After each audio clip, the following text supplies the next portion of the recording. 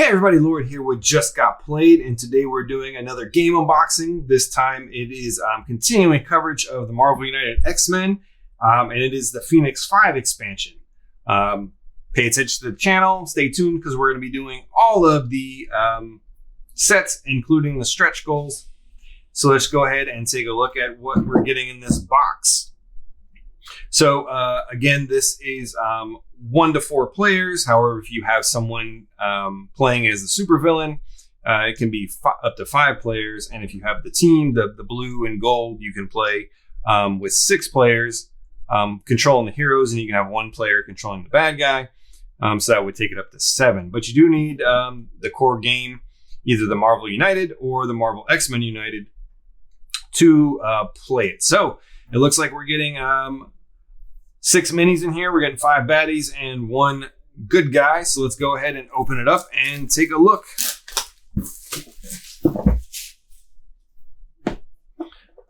So let's pop the top on this Phoenix 5 expansion, and we've got the rules here.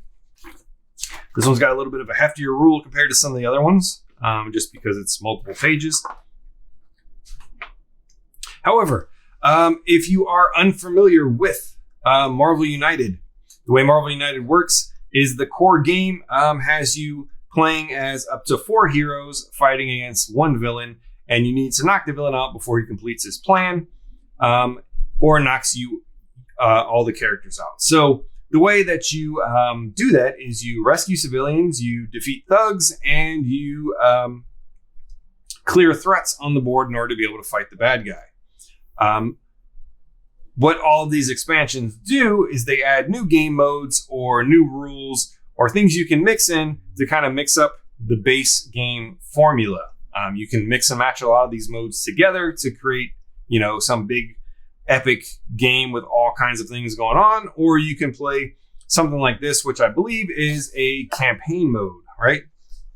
So this would be kind of take the place of the normal game, and that you would go after the Phoenix 5 campaign mode. So it looks like we're getting the Phoenix 5 here. We're getting 5 villain dashboards, which is cool, which means you can play these guys separately outside of the campaign. And they have a new mission card that's specific to the campaign. So let's go ahead and take a look. And it does look like the supervillain mode can be played during the campaign. So that is pretty cool. So let's go ahead and take a look and see what we've got.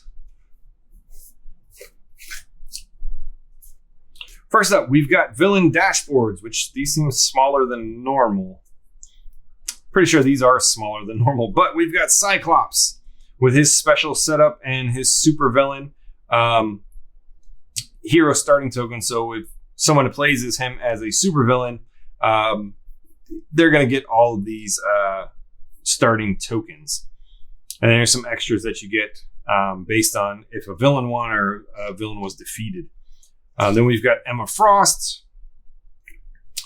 And it looks like all the hero starting tokens are going to be pretty much the same. Then we've got Colossus, his sister Magik, and Namor, the first mutant. Right? So we just take a look real quick. We've got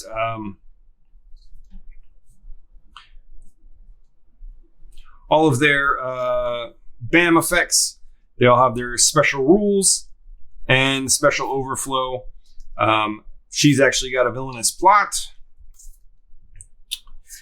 And if you're not up to date with what this is, so the Phoenix Force originally was in Jean Grey, right? And that was the Dark Phoenix saga, which they've not been able to get to film yet in any form resembling anything good.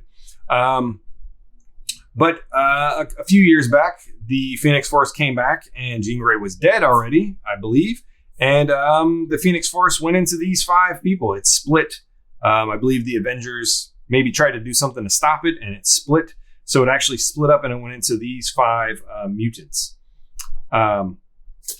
So that is the storyline background. Let's take a look at what else we've got in the box here.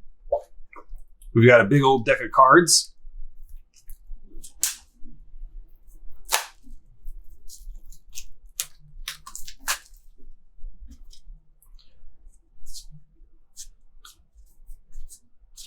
So first off, we have this Phoenix Force threat, which is a little bit different, and it's probably only used in the campaign mode. It does look like they are all the same, and it says, oh no, they're not all the same.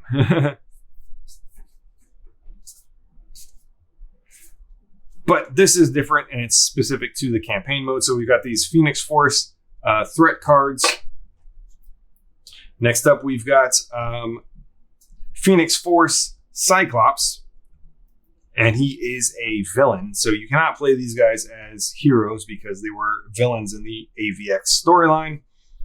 And so nothing special here. It just typical villain cards. He's got his threats. Some of the locations have effects when he lands there, which is always bad. You want to get rid of those first so you're not making things harder on yourself. Next up, we've got Emma Frost.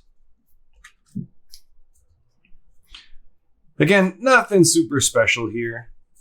Typical villain cards. She's got some powers. I know your sins. Each hero removes the top card of their hero deck from the current game. So that's pretty bad because that's going to, whittle down get you closer to being knocked out. And she does a couple of those. And then she's got her threats, which have a different kind of a threat meter. Icons you need to defeat them. Here, starting their turn, this location cannot perform wild actions.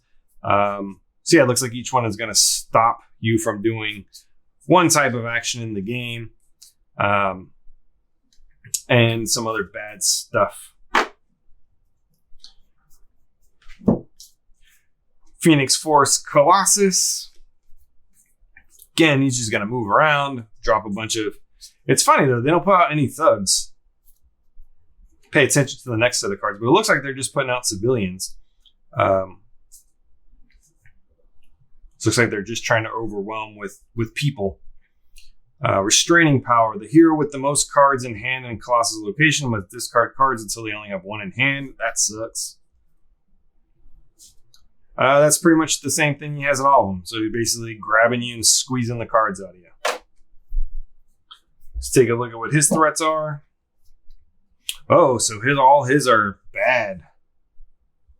When he lands there, he's just landing and punching. He's the avatar of Sidorak here. And he's just landing there and punching people. Next up, we've got his sister, Magik. And yep, she's putting out just lots of civilians too. So I think there was no thugs in this one to beat. I think that's the mission card they replaced. I think you only had civilians, threats, and the new mission card instead of the having thugs. Limbo is my playground. It says each hero on locations with a threat must discard one card to the bottom of the deck. So these guys are really going after your hand quite a bit. Demon's Rise. If there are any Limbo Demon threats cleared, put them back to play in the next clockwise locations without a threat. That is bad. She's going to replace her threats, it sounds like. So if you clear these Limbo Demons and they've been cleared, then they will come back, which is bad because they're just minions you got to beat up. And they have a BAM deal, 1 damage to each hero in this location. So luckily they're not big. They're only 4s, but they are going to keep coming back, which means you're going to lose powers on the board. So you got to kind of potentially plan around those guys.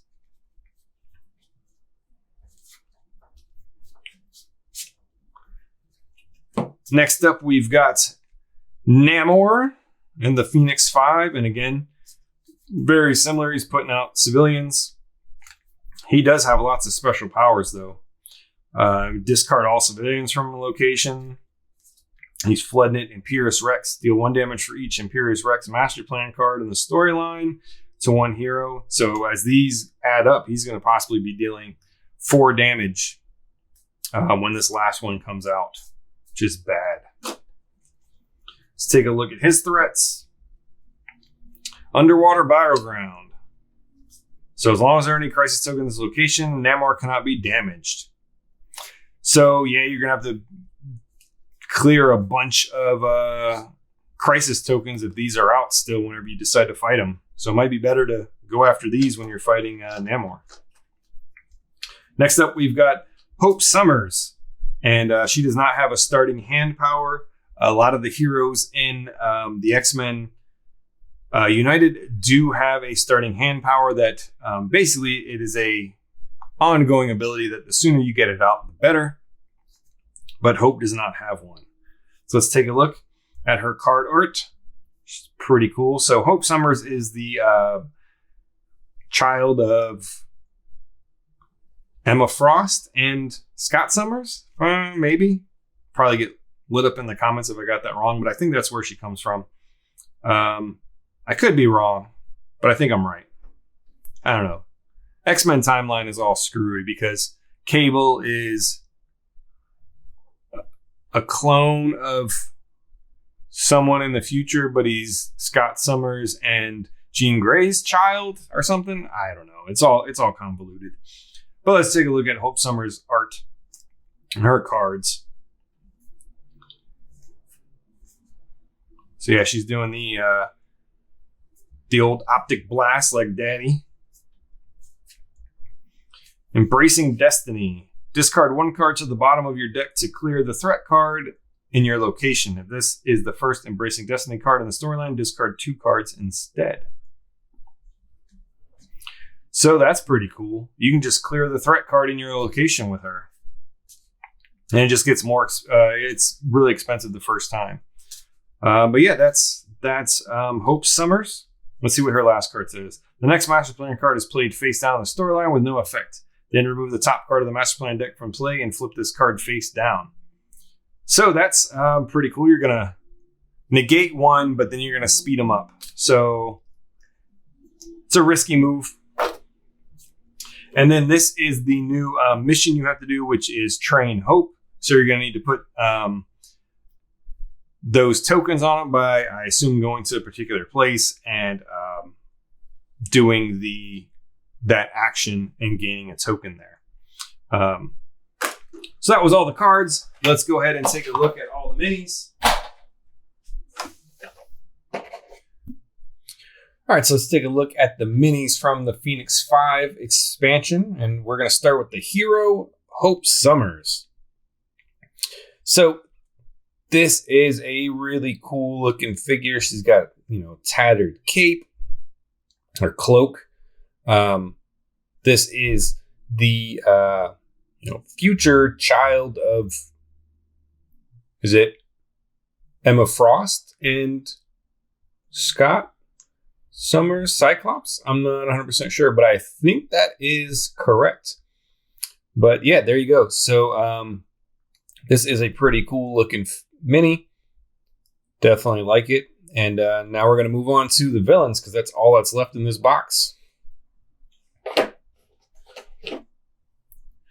So the first villain we'll get is the leader, Cyclops, in his Phoenix Force getup. One of the cooler looking versions of Cyclops, I think. He's still a major tool. And this just kind of, let him fly his tool jerk colors. There you go. You can see the, the Phoenix logo into the armor. So yeah, there you go. That is Phoenix Force Cyclops. Oops.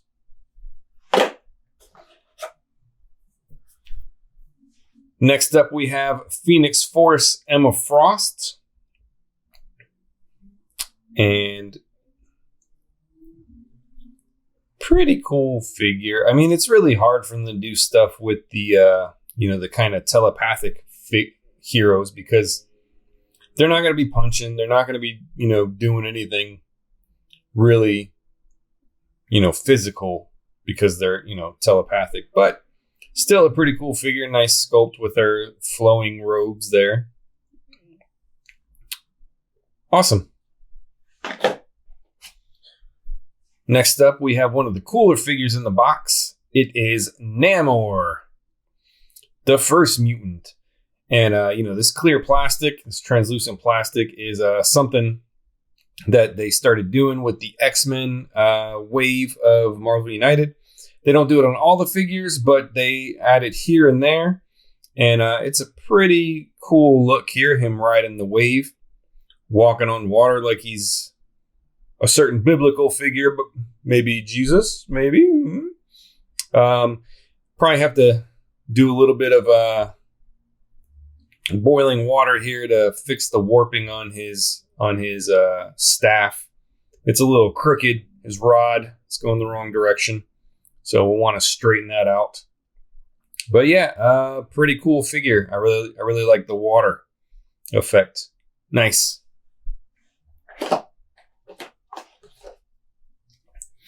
So next up we have Colossus's little sister Magik in her Phoenix Force getup with her flaming sword.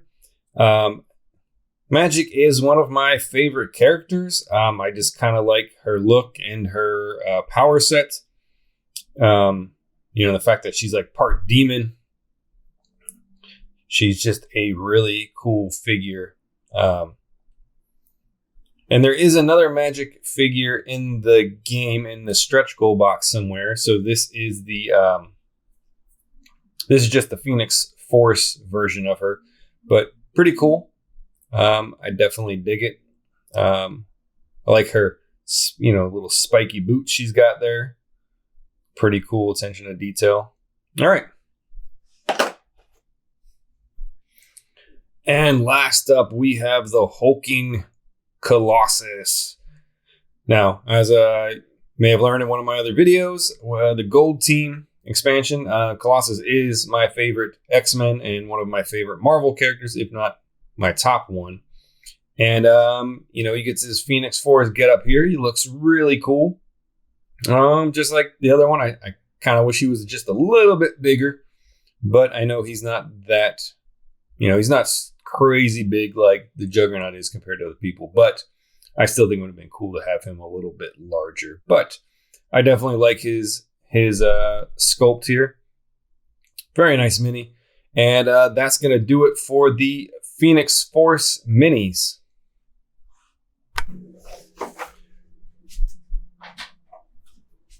So let's go ahead and put everything back in the box. Looks like it goes on like that. These little skinny parts are going to go there. Got the rules we put back in there. And the top goes back on. Making all kinds of squeaky noises. So that was Marvel United X-Men, the Phoenix 5 expansion. Let us know what you think. If you have any questions, stay tuned to the channel. As I said, we are doing an unboxing of all of the Marvel United X-Men stuff, minus the cardboard locations and plastic tokens. If you want to see everything, stick around, look through the channel, and you're going to find it. We also have unboxings for all of the original Marvel United, the first campaign, the first Kickstarter. So if you want, go ahead and take a look at that. Let us know in the comments what you thought. Did you back it? Did you not back it? Are you looking for it on the aftermarket?